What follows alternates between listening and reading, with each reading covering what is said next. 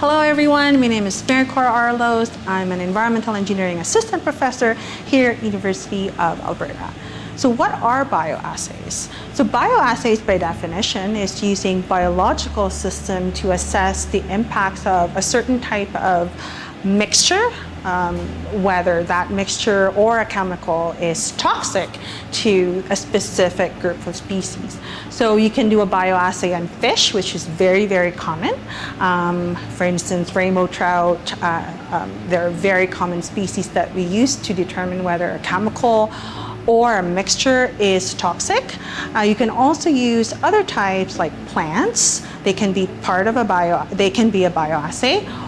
Or you can use invertebrates, so little bugs, you can actually use them as a test whether the chemical that you have or a mixture of chemicals that you have is toxic to them.